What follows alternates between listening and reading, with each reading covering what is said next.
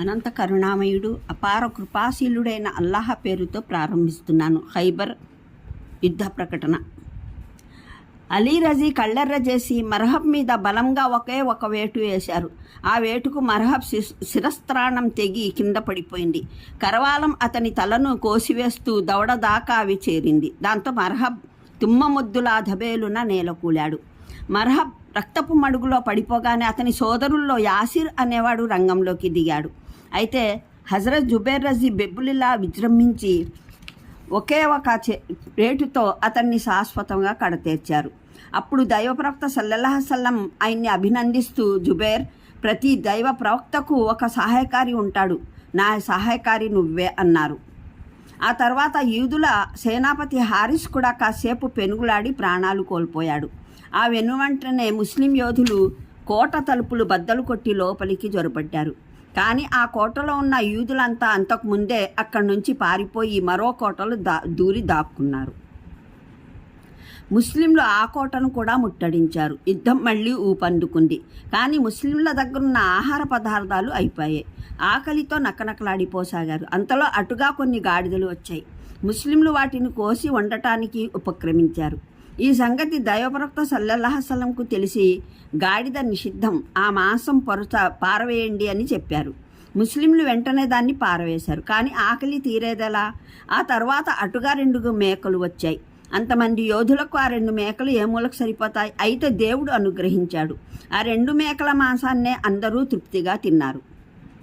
ఒకరోజు ఓ నీగ్రో బానిస మేకల మందతో దైవప్రవక్త సల్లల్లాహు అలైహి వసల్లం సన్నిధికి వచ్చి, దైవప్రవక్త, దేవుడు నా హృదయ కవాటాన్ని తెరిచాడు, నాకు దైవధర్మం నేర్పండి అన్నాడు. దైవప్రవక్త సల్లల్లాహు అలైహి వసల్లం అతనికి ఇస్లాం సందేశం వినిపించారు. మేకల కాపరి ఇస్లాం స్వీకరించాడు. తరువాత ఆయన, దైవప్రవక్త, ఈ మేకలు ఒక యూదుని సొత్తు, వీటిని నేనేం చెయ్యాలి అని అడిగాడు. కానీ దానికి దైవప్రవక్త సల్లల్లాహు అలైహి వసల్లం వాటి ముఖాన కంకర్రాళ్ళు విసిరి తోలయ్యి, దైవం తలిస్తే అవి తమ యజమాని దగ్గరకు చేరుకుంటాయి అని చెప్పారు.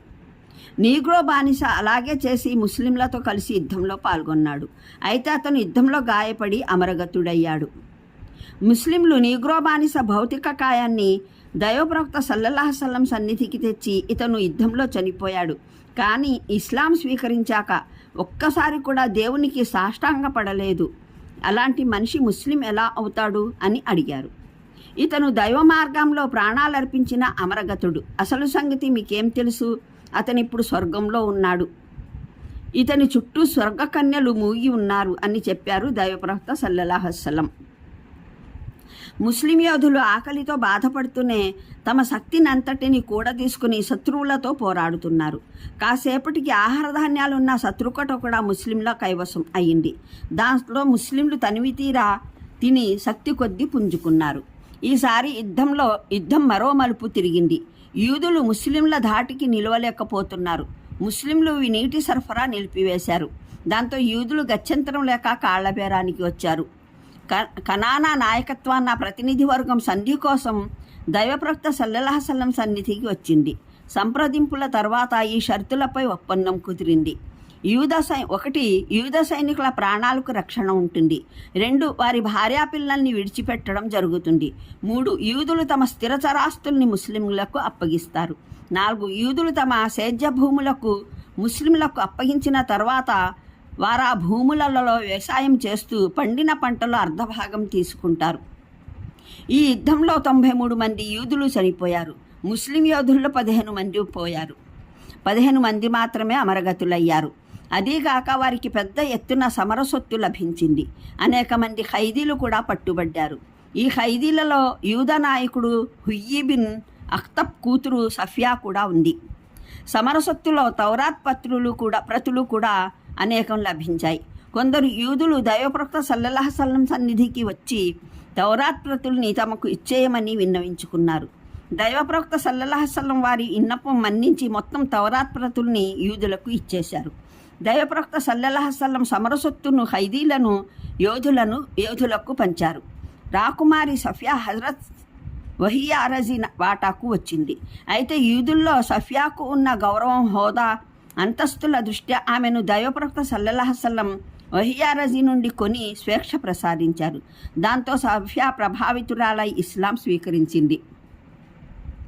ఆ సందర్భంలో ఒక యూద మహిళ మేక మాంసం వండి దైవప్రవక్త సల్లల్లాహు అలైహి వసల్లంకు ఆయన అనుచరులకు ఆతిథ్యం ఇచ్చింది.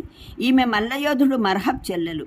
దైవప్రవక్త సల్లల్లాహు అలైహి వసల్లం ఒక మాంసం ముక్క నోట్లో పెట్టుకొని తినకండి, ఇందులో విషం ఉంది అని అన్నారు అనుచరులతో. కానీ అనుచరుల్లో హజరత్ బషర్ బిన్ హుదాబరా రజీ ఒక ముక్క నోట్లో పెట్టుకోగానే తీవ్రమైన విష ప్రభావంతో కాసేపటికే ఊపిరి విడిచారు. తర్వాత దైవప్రవక్త సల్లల్లాహు అలైహి వసల్లం ఈ కుట్ర గురించి ప్రశ్నించడానికి ఆ యూద మహిళను పిలిపించారు. జైనబ్, ఏమిటి ఈ అఘాయిత్యం, ఈ మాంసంలో విషం కలిపావెందుకు అని అడిగారు ఆయన ఆగ్రహంతో. మీకెవరు చెప్పారు ఇందులో విషం ఉందని అన్నది ఆమె తొణక్కుండా. ఎవరో ఎందుకు, ఈ మాంసమే చెబుతుంది అన్నారు దైవప్రవక్త సల్లల్లాహు అలైహి వసల్లం. అవును, నేనే ఇందులో విషం కలిపాను అన్నది ఆ యూద స్త్రీ. ఎందుకు కలిపావు? మా జాతికి పట్టిన దుర్గతి మీకు తెలుసు. ఈ యుద్ధంలో నా తండ్రి, పినతండ్రి, భర్త అందరూ చనిపోయారు. అందువల్ల నేనే ఈ పని చేశాను. నిజంగా మీరు దైవప్రవక్త అయితే ఆ విషయాన్ని ఈ మాసమే చెబుతుంది. ఒకవేళ మీరు చక్రవర్తి అయి ఉంటే ఈ విషప్రయోగంతో మాకు సుఖం లభిస్తుంది అన్నది ఆమె. ఇంత ఘోరానికి పాల్పడిన ఆ యూద స్త్రీపై దైవప్రవక్త సల్లల్లాహు అలైహి వసల్లం ఎలాంటి చర్య తీసుకోకుండా క్షమించి వదిలిపెట్టారు. ఆ తర్వాత దైవప్రవక్త సల్లల్లాహు అలైహి వసల్లం ఖైబర్లో హజరత్ ముఆజ్ బిన్ జబర్ రజీని తన ప్రతినిధిగా నియమిస్తూ యూదుల పట్ల సత్ప్రవర్తన కలిగి ఉండాలని, వారితో మతపరమైన విభేదాలను దిగకూడదని ఉపదేశించారు. ఖైబర్ నుండి తిరిగి వెళ్ళడానికి ప్రయాణ సన్నాహాలు ప్రారంభమయ్యాయి. అంతలో Hazrat Jafar bin Abu Talib రజీ నేతృత్వంలో అబీసీనియా ముస్లిం శరణార్థులు నజాషీ రాసిన లేఖ, ఆయన పంపిన కానుకలతో ఖైబర్కు చేరుకున్నారు. పాత సహచరుల్ని కలుసుకుని ముస్లింలంతా ప్రమానంద భరితులు అయ్యారు. హజరత్ జాఫర్ రజీ అకస్మాత్తుగా తన ముందు కనిపించగానే దైవప్రవక్త సల్లల్లాహు అలైహి వసల్లం సంతోషంతో ఉబ్బి తబ్బిబ్బైపోయారు. ఆయన హజరత్ జాఫర్ రజీని గాఢంగా గుండెలకు హత్తుకుని నుదిటిని అనేక సార్లు చుంబించారు. మనకు ఖైబర్ విజయం వల్ల ఎక్కువ సంతోషం కలిగిందో లేక జాఫర్ రాక వల్ల ఎక్కువ సంతోషం కలిగిందో నేను చెప్పలేను అన్నారు ఆయన ఆ సమయంలో. ఆ తర్వాత దైవప్రవక్త సల్లల్లాహు అలైహి వసల్లం అనుచరుల్ని తీసుకుని ఖైబర్ నుండి బయలుదేరారు. ఖైబర్ నుండి ఫదక్ ప్రాంతానికి రాగానే అక్కడి యూదులు సంధి చేసుకోవడానికి దైవప్రవక్త సల్లల్లాహు అలైహి వసల్లం సన్నిధికి వచ్చారు. తమ ఆస్తిపాస్తులు తీసుకొని తమకు ప్రాణభిక్ష పెడితే చాలని వారు విన్నవించుకున్నారు. దైవప్రవక్త సల్లల్లాహు అలైహి వసల్లం వారి విన్నపాన్ని అంగీకరించారు. ఫదక్ యూదులతో యుద్ధం జరిగినందున వారి స్థిరచరాస్తులు యోధులకు పంచకుండా ప్రభుత్వ ఆస్తులుగా పరిగణించబడ్డాయి. ముస్లిం యోధులు అక్కడి నుంచి హురాలోయకు చేరుకున్నారు. అక్కడి యూదులు ఎదురు తిరిగి ముస్లింలపై బాణాలు ఎక్కుపెట్టారు. అందువల్ల ముస్లింలు వారి కోటలను ముట్టడించారు. చివరికి వారు కూడా ఖైబర్ యూదుల్లాగా తమ పంట భూములు అప్పగించి వాటిని సాగుబడి చేసినందుకు తమకు అర్ధ పంట ఇచ్చే షరతుపై ముస్లింలకు లొంగిపోయారు. ఇక్కడ జరిగిన యుద్ధంలో ఒక ముస్లిం చనిపోయాడు. దైవప్రవక్త సల్లల్లాహు అలైహి వసల్లం దగ్గర కానుకగా ఇవ్వబడిన మిద్ఆమ్ అనే ఒక బానిస ఉన్నాడు. అతను ముస్లిం అయి ఖైబర్ యుద్ధంలో కూడా పాల్గొన్నాడు. హురాలోయకు వచ్చిన తర్వాత అతను ప్రవక్త ఒంటెపై నుంచి అంబారీని తీసేస్తుంటే ఎక్కడి నుంచో ఒక బాణం వచ్చి అతనికి తగిలింది. దాంతో అతను ప్రాణం విడిచాడు. ప్రజలు అతన్ని అభినందిస్తూ ఇతని అమరగతి వీరమరణం ఎంత శుభ్రమైనది అన్నారు. అయితే దైవప్రవక్త సల్లల్లాహు అలైహి వసల్లం ఈ మాట విని ఆ యోధుడిని గురించి ఈ విధంగా చెప్పారు. బాగానే ఉంది, కానీ నా ప్రాణం ఎవరి ఆధీనంలో ఉందో ఆ సత్యస్వరూపుని సాక్ష్యం. ఖైబర్ యుద్ధం జరిగిన రోజు సమరసొత్తు యోధులకు పంపిణీ చేయకముందే ఇతను ఒక దుప్పటిని అక్రమంగా స్వాధీనం చేసుకున్నాడు. ఆ దుప్పటి ఇతని పాలిట అగ్నిజ్వాలగా మారుతుంది అని చెప్పారు. ఒక యోధుడు ఈ మాట వినగానే తన దగ్గరున్న ఒకటో రెండో తాళ్ళు తీసుకొచ్చి, ఈ తాళ్ళు నాకు దొరికాయి, తీసుకోండి అన్నాడు. దైవప్రవక్త సల్లల్లాహు అలైహి వసల్లం వాటిని చూసి ఒకటైనా రెండైనా ఈ తాళ్ళు కూడా పరలోకంలో నిప్పుగా మారుతాయి అని అన్నారు. ఆ తర్వాత ముస్లిం యోధులు అక్కడి నుంచి బయలుదేరి తైమా అనే ప్రాంతానికి చేరుకున్నారు. తైమా ప్రాంతం యూదులు కూడా హురాలోయ యూదుల మాదిరిగానే రాజీ ఒప్పందం చేసుకుని ముస్లింలకు లొంగిపోయారు. ఆ తర్వాత ముస్లింలు అక్కడి నుంచి బయలుదేరి మదీనా దారి పట్టారు.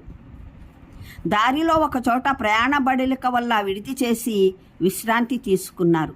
ఆ రాత్రి అందరికీ గాఢంగా నిద్ర పట్టింది. సూర్యోదయం అయింది. అందరికంటే ముందు దైవప్రవక్త సల్లల్లాహు అలైహి వసల్లం మేల్కొన్నారు. లేచి చూస్తే అందరూ ఇంకా నిద్రపోతూనే ఉన్నారు. లేవగానే ఆయన అందరినీ మేల్కొల్పారు. వెంటనే వారంతా త్వరగా కాలకృత్యాలు ఉజూ ముగించుకొని ఫజర్ నమాజ్ చేశారు. అనంత కరుణామయుడు అపార కృపాశీలుడైన అల్లాహ్ పేరుతో ప్రారంభిస్తున్నాను. ఖైబర్ యుద్ధ